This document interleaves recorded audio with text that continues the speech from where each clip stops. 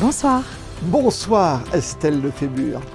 Et bonsoir à tous, et ravi de vous retrouver sur Monaco Info en ce dimanche de fête des pères pour voir ensemble ou revoir l'actualité de la semaine avec tous nos invités à l'image d'Estelle Lefébure, marraine du concours Océano pour tous, destiné à sensibiliser les élèves à la préservation du milieu marin.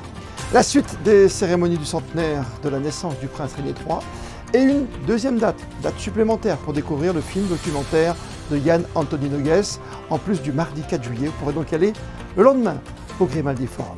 La bonne santé des commerces sur le Rocher en ce premier semestre 2023. L'exposition Santo Sospire à la Villa Saubert. On parle également de la rénovation de Notre-Dame de Paris et de la prévention avec l'arrivée de l'été et les dangers inhérents à une trop longue exposition au soleil. Enfin, les bons conseils cette semaine pour réussir son bac philo et les sports avec, au-delà du titre, le premier titre de champion de France de la Roca Team en basket, les bons résultats du rugby à 7 sur la scène européenne. Et rencontre ce soir avec un homme libre, l'ancien joueur et entraîneur de l'AS Monaco Football, Claude Puel. Sans plus tarder, voici votre best-of de la semaine, mise en image par Véronique Rodriguez. En fait, ce qu'on s'est dit avec la princesse Stéphanie, qui est très active, qui suit ce projet de très près, c'est qu'il ne fallait pas d'interview. Il fallait laisser le prince Régnier III raconter sa vie lui-même, parce que c'est vrai que tout au long de sa vie, il regrettait le fait que Monaco ne soit pas toujours décrit par la presse de la bonne façon.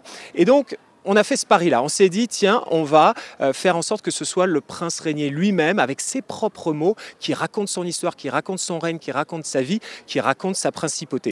Avant tout, ça a été une expérience fantastique de passer des heures et des heures à écouter le prince Régnier. Sa constance, la façon dont il a raconté sa vie avec des éléments de langage, une maîtrise, mais tout au long de sa vie. Et à chaque fois, on sentait qu'il avait, à chaque nouvelle interview, on va dire 75% de tronc commun, et puis ensuite un bon 25% de petits messages qu'il voulait absolument placer. Et on sentait vraiment la malice. On a la chance d'habiter dans une région qui est particulièrement ensoleillée. C'est un avantage, mais effectivement, c'est aussi un inconvénient puisqu'on est exposé à longueur d'année au soleil, été comme hiver. On a des étés très longs qui commencent au mois de mai et qui se prolongent souvent jusqu'au mois d'octobre. Et donc, évidemment, il faut faire attention, éviter de s'exposer volontairement entre midi et 16 heures, préférer l'ombre, appliquer un écran solaire, porter des vêtements couvrants, lunettes, casquettes. Mais je dirais qu'il faut particulièrement faire attention au soleil du quotidien. Le soleil qu'on prend malgré soi en marchant dans la rue ou en faisant ses courses, en faisant son jardin. C'est ce soleil-là qui est particulièrement qu'on prend particulièrement tout au long de l'année. Le soleil, donc l'exposition au soleil chronique et également les expositions intenses aux UV, en particulier les coups de soleil dans l'enfance et l'adolescence, sont des facteurs de risque de développer un cancer de peau.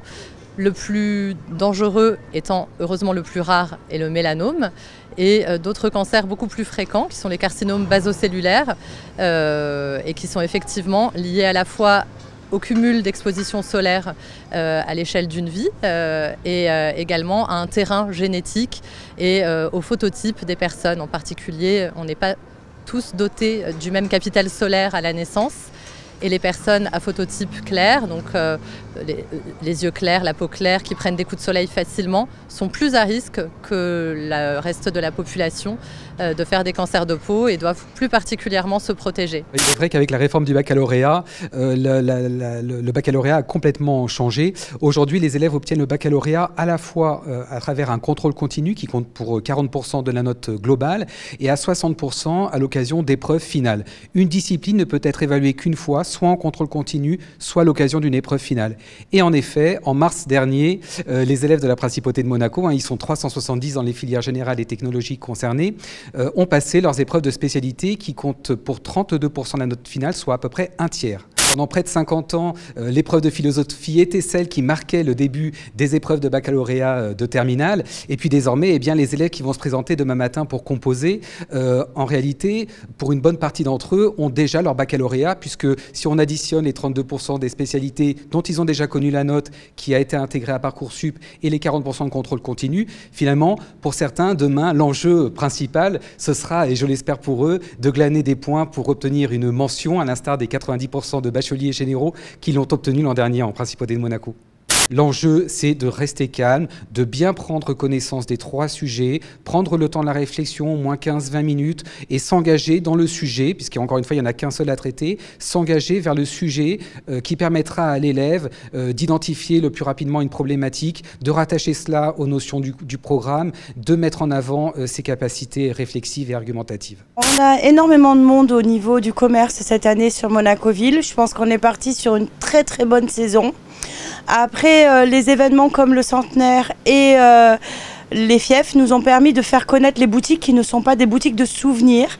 Et on a eu des nouveaux clients et ça c'est super bien. On remercie la famille princière et toutes les institutions de nous permettre de recevoir des manifestations de qualité comme ceci sur Monaco-Ville. Ce que l'on voit dans l'exposition, ce qui est devenu très rare, ce sont des tirages de très grande dimension, des tirages argentiques pour les noirs et blancs, qui, du fait de leur dimension, ont un grain très particulier, très présent, une vibration, et on peut voir vraiment la matière photographique à l'œuvre, ce qui a disparu de la photographie numérique, et je pense que notamment dans les jeunes générations, nos visiteurs vont peut-être découvrir un type de photographie auquel ils ne sont peut-être pas habitués.